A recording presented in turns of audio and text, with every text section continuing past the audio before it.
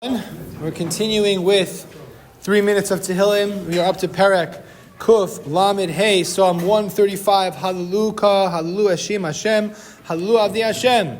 Praise the name of Hashem. Give praise the servants of Hashem. She'omdim beveis Hashem. Those who stand in the house of Hashem. Bechatzros beis Elokeinu. In the courts of the houses of Hashem. What does this pasuk remind us of, or it seems similar to? The Perek of Kuf Yud Gimel, which is from Hallel. So the pasuk is very similar. Halu Avdi Hashem, Halu Hashem Hashem. This is very similar. The Radak already points this out. Very similar to the Perek that we say for Hallel. And we are probably familiar with this because we say this on Shabbos in Psukei de Zimra as part of Shachris. So what is the connection between this Perek and Hallel besides for the similarity in language? So the Shibbolei Haleket and Kuf Ayin Gimel actually says that these psukim are a source for the reason to stand during the recitation of Hallel. Because it says, Halu Abdi Hashem, She'omdim Beveis Hashem. So since it says specifically that we stand, when we praise Hashem, we should stand up. And he gives a svara to this. The reasoning that he gives is that we are giving testimony.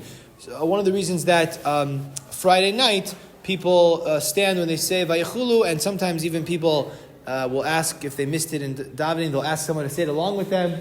That's because they're following the opinion and they don't necessarily know why, but the reason is that it's because there's edus, it's testimony, and they need to stand up when you're giving testimony in court. If you're learning Daf Yomi in Shavuos, that's the topic came up about the Eidim standing. Who should be standing with the Dayanim, the Eidim, the plaintiff, the defendant.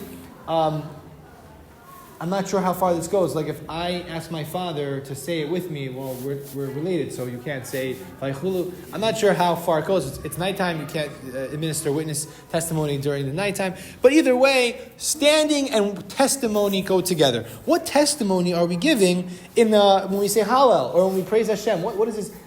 Eidos is testimony in court.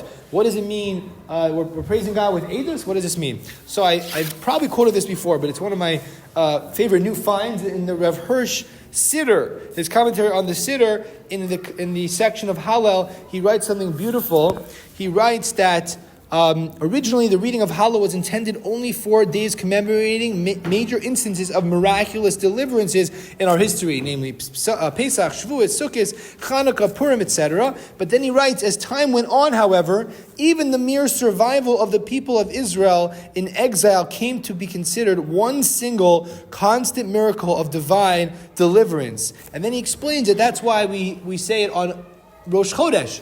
What specifically are we celebrating with Rosh Chodesh? So, we understand it's a new month and it's a new opportunity, but Rav Hirsch writes that Rosh Chodesh, its basic idea is that throughout time as a nation, we praise Hashem for being there for us throughout history. And therefore, when we recognize these changes in time, as Hashem watches us over all times, which is visibly demonstrated by our very survival in Galus, so then we sanctify and we testify to this. And I think this is what it means, that we're testifying through Hallel. We're testifying the fact that we're still here. That the Jewish people they themselves were a testament to the fact that Hashem has protected us through all of the people who tried to destroy us, through all the generations. We can sing Hallel, we can praise Hashem for being there for us. This is part of what Hallel says, right? We're calling to Hashem out from the streets. It's B'tzeis Yisrael Mitzrayim, but it's not just Mitzrayim of yesteryear. It's currently, we are giving testimony and we're praising HaKadosh Baruch Hu, and that's why we sing Hallel, standing, because we ourselves are testifying to Hashem being there for us in all the darkness of the Galus, throughout all the difficult times of history. We are still here, and that is the Eidah.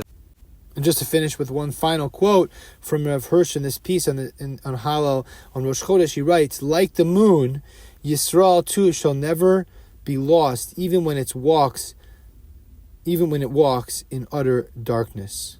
Yisrael is forever assured the possibility of a return to the light.